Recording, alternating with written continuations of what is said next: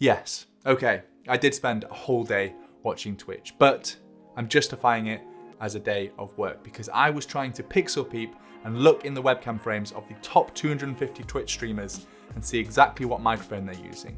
Why?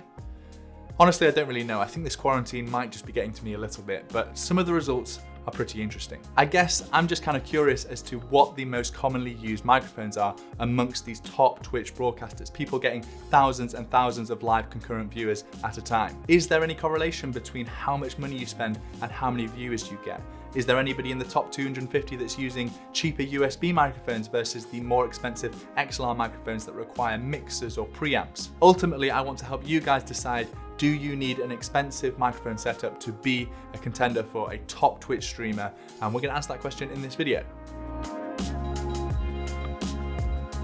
Before we start, I just want to give a quick thank you to the sponsors of this video, Nerd or Die, with their new stream package, Synthwave. If you want your stream to be nostalgia charged with neon lights and 80s themes, look no further than Synthwave. It's got multiple color options, a hard-hitting retro theme, fully animated overlay components, and it's supercharged, meaning you can easily install it into OBS Studio or Streamlabs OBS in just a few clicks. You can grab yourself a further 10% off anything in the Nerd or Die store using the link in the top of the description. All right, let's start by talking about exactly how I gathered this data. Firstly, to get a list of the top 250 streamers, I went to a website called sullygnome.com, which is basically a Twitch statistics and analysis website. I wanted to see the most watched channels and I changed it to display the data from the last 30 days. I then exported this data to a spreadsheet so I could have a list of the top 250 streamers from the past month. Next, this is the painstaking bit. I went through each streamer one by one, opening up their live stream or a recent VOD, trying to see which microphone they used. Now this could be from either seeing the microphone in the camera or searching in the panels below the stream for a gear list or seeing if they had a website or a YouTube video exploring their setup. I would say that probably for about 15% of the users, I couldn't find out which microphone they used. And I also filtered out any channels that were big esports channels like Riot Games or ESL CSGO. To make sure that I still maintained a list of 250 streamers at the end, I kept going, so I probably in the end looked at about 400 streamers, which filtered down to around 250 results. Now, last thing to mention before we dive into the data is that some big streamers are obviously sponsored by microphone companies and may have to use a specific microphone or just a specific brand of microphone on their streams as part of their partnership. Right, so results time. The most popular microphone, maybe not surprisingly, is the Shure SM7B. I actually have one right behind me here. Very, very common microphone, and it would have been my guess going in, but I had no idea just how popular it was. An incredible 110 out of the top 250 streamers on Twitch are using the Shure SM7B as their microphone of choice. That means that 44% of these top 250 Twitch streamers are all using the exact same microphone. I'm going to dive into some examples and some reasons why later on in the video, but for now let's keep going through the data and see which other microphones performed well. In total, there was 36 different microphones that featured in the top 250, which is a good indication of how much choice there is out there. After the Shure SM7B, the next most popular, maybe a bit surprisingly for me, was the Blue Yeti. Now this is obviously a USB microphone and a condenser microphone, so quite different to the Shure SM7B, and we saw 9% of users still using the Blue Yeti. Now the Blue Yeti is rightfully so a very popular microphone around smaller streamers, and it's usually what people pick up as their first professional microphone, but it is still a USB condenser microphone and really very, very different to the Shure SM7B, so I was certainly very surprised to see it so high up on the list. Next we have the Audio-Technica AT2020, and there's two different variants of this, a USB version and an XLR version, which I kept separate because I wanted to look specifically at some stats about USB versus XLR. If we combine them together, then 11% of the user base are using the AT2020. Some honorable mentions are for the Rode Procaster and the Electro Voice RE20, a couple of dynamic microphones that are very popular in the podcasting industry, each picking up about 4% of the market.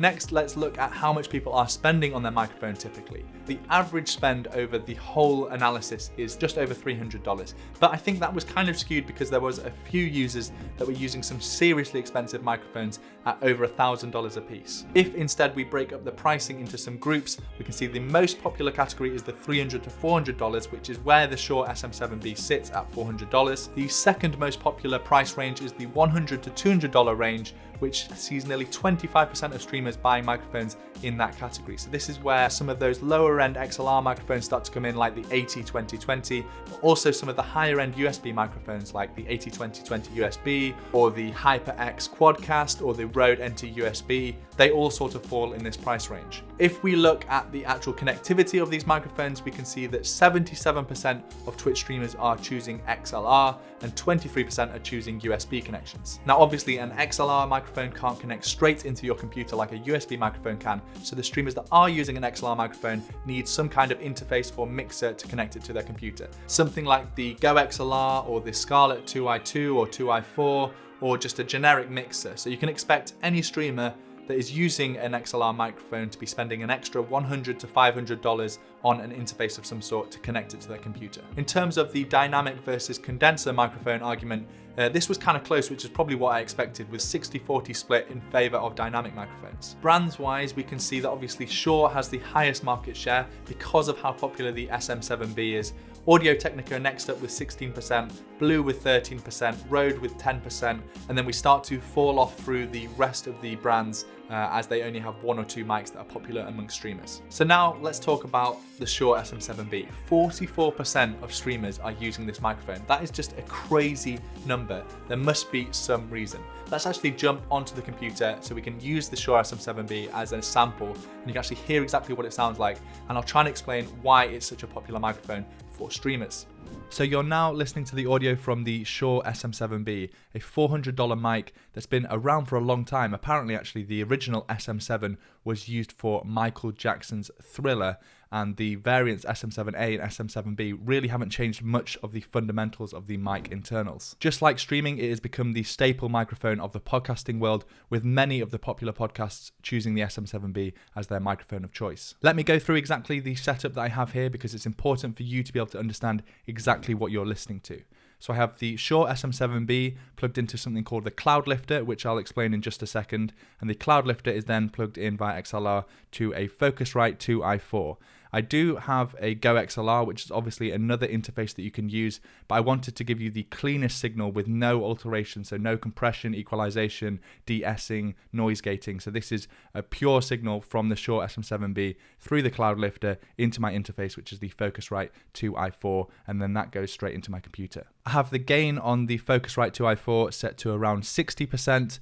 So what you're hearing now is exactly what the microphone sounds like. I've done no post-processing in the audio. I may have just boosted it slightly so the volume is the right level for you guys, but it's just the raw feed from the Shure SM7B. So what is the Cloud Lifter thing that I have, which sits between the microphone and the preamp or the interface? Effectively, the Shure SM7B is a notoriously quiet dynamic microphone, meaning that it needs around 70 decibels of gain to be able to be at audible levels. Most preamps and interfaces only provide about 70 decibels of gain, and when you're cranking it all the way to 100% like that, they start to introduce self-noise, so the actual audio signal starts to sound noisy. A Cloud Lifter or a Fathead, there's a few different products out there that do the same thing. That sits in between the microphone and the preamp and provides around 20 to 25 decibels of clean gain before it hits the preamp. That means that you can turn the gain down on the preamp or the interface from 100% to something like I have, about 60% now, and therefore reducing the self-noise. So let's talk a little bit about the Shure SM7B. Why has it become the staple in the live streaming and podcasting industries? Is it a warranted title, or are people just following the trends and seeing what popular streamers are using? Well, let's start off with the pros. The Shure SM7B is a very natural sounding microphone, meaning that you can shape the audio in many different ways, which is why it is so versatile and used in so many different industries, from live streaming, podcasting, to live recording and even live shows. Since it's a dynamic microphone rather than a condenser microphone, it's very good at rejecting some of the background noise or noise that isn't directly in front of the capsule. To simulate this, I'll do some typing on my keyboard so you can hear how much of it picks up. This is quite a loud keyboard. If I stop talking, you might be able to hear it a bit clearer. Another thing about it is that it is very well built. It's mostly metal construction and it doesn't actually need a shock mount, since the inside capsule is apparently internally air suspended, so it isolates itself from mechanical noise. Also, it looks good. I know that the aesthetics of a microphone should be the lowest of priority when you're shopping around, but there's no denying that this microphone does look quite good in a webcam frame compared to some of the offerings out there. Okay, the cons are it is expensive at $400 plus the need for a cloud lifter or fathead, as well as some kind of audio interface or mixer. You're looking at spending quite a lot of money to upgrade your whole audio setup, especially if you're coming from a USB microphone and you don't already have the interface. It's worth noting that the Go XLR and Go XLR Mini, as well as some other interfaces, do have particularly clean preamps, so you can get away with using a Shure SM7B without the need for a cloud lifter or a fathead if you wish to. The other major con I would say about this microphone is just how close you need to be to it for it to sound good. You're really going to need to have this microphone in your webcam frame for your streams. If you have it out of frame, it's just going to sound so much worse. To demonstrate that, I'm right up on the microphone now. If I move about a foot away, this is what the microphone sounds like from about a foot away from the mic. So this would be when the microphone isn't in frame. Before we wrap up this video, I want to really emphasize 3 major points when it comes to choosing a microphone for your streaming setup. Point number 1 is don't just follow the trends and buy what everyone else is buying. You really need to do your research here because microphones are so dependent on the speaker's voice as well as the environment that you're recording in. Do your research. Do you want a dynamic or a condenser microphone? How close do you want to have it to your mouth? How soundproof can you get your space? You really need to get a microphone that fits your specific needs. Point number 2 is to make sure that you're really getting the most out of your current microphone before upgrading. You can make pretty much any microphone on the market sound awful if you don't follow the advice in the manual or online to make sure that you're setting it up correctly. If you've got some questions, why not join the Gaming Careers Discord, where we have thousands of members with so many different microphone setups that can help make sure that you're using the microphone in its best way. And point number 3, maybe the most important one, is that the microphone that you use is not going to be the reason that you make it or don't make it as a streamer. As long as you can be heard audibly, I promise you that it's not going to be the difference maker. As we've shown in the data, there are 10% of the top 250 streamers that are spending less than $100 on their microphone and getting away with USB microphones. There's even a few examples in the top 50 of people that are just using headset microphones and have still managed to make their streams incredibly popular. Your content is always going to be what matters most, much more important than which microphone you end up choosing. Guys, I really enjoyed making this video. It was a ton of work going through like 500 streamers trying to work out which microphones were most used, but I really think it was worth it, and hopefully the data has been useful for you. If you would like to see me do more of these types of videos where I look at the top streamers for different equipment like lighting or cameras, be sure to hit that thumbs up button. That'll let me know that you've enjoyed this content and I'll get working on the next one. Also, if you don't know, over at gamingcareers.com I have 3 buyer's guides for streaming PCs where you actually build your own streaming PCs at different budgets. So if you're looking to upgrade your streaming setup, that's definitely a place to go and check out. I update them monthly to make sure you're getting the best bang for your buck, and I'm probably going to make a microphone buyer's guide over there as well. Thanks so much for watching. I'll catch you in the next one. Peace. Spike planted. Here. One enemy remaining. Right, I think. Right. She was You, C right. earlier, but Going from A long right now. not anymore. That's a 4-man, baby.